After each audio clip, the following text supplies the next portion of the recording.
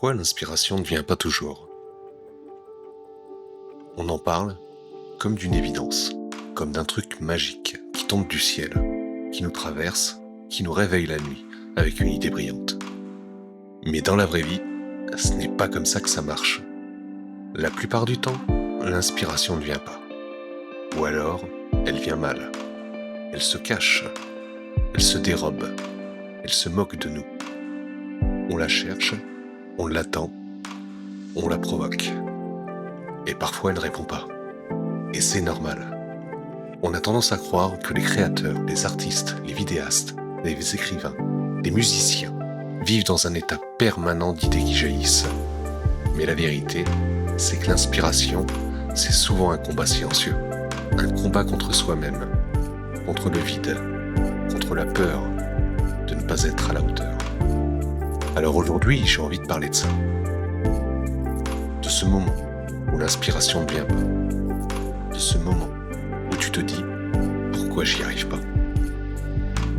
Pourquoi les autres semblent s'y inspirer et pas moi?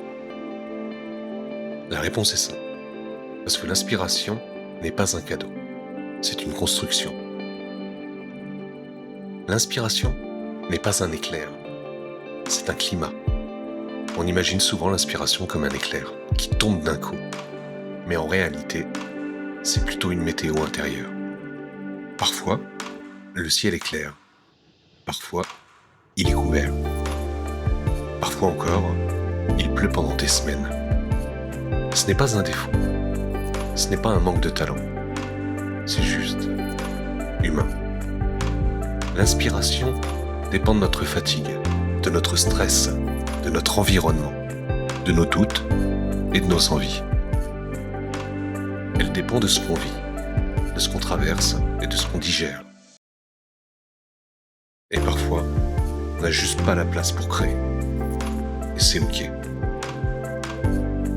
L'inspiration ne vient pas quand on l'attend, mais quand on avance. On croit qu'il faut attendre d'être inspiré pour commencer. Mais c'est souvent l'inverse. L'inspiration vient en faisant, en essayant, en ratant et en recommençant. C'est comme marcher dans le noir. Tu ne vois pas la pièce tant que tu n'as pas fait les premiers pas. Alors oui, parfois tu vas avancer sans savoir où tu vas. Parfois tu vas écrire, filmer, dessiner, parler, sans être satisfait. Mais c'est dans ce mouvement-là que l'inspiration finit par apparaître. Elle n'aime pas l'attente, elle aime l'action. L'inspiration, ça se cherche. On dit souvent « je n'ai pas l'inspiration ». Mais en réalité, on veut dire « je n'ai pas encore trouvé ce qui m'inspire ». Parce que l'inspiration, ça se nourrit, ça se cultive, ça se provoque. Elle se cache dans une conversation entendue par hasard, une musique qui te traverse, une image qui te frappe, une phrase qui te reste en tête, un silence, un souvenir, un détail que personne ne remarque. L'inspiration n'est pas rare. Ce qui est rare, c'est de prendre le temps de la remarquer. L'inspiration, c'est aussi accepter le vide. On ne peut pas être inspiré tout le temps. Et c'est normal, le vide fait partie du processus. Il n'est pas un ennemi, il est un espace où quelque chose peut naître.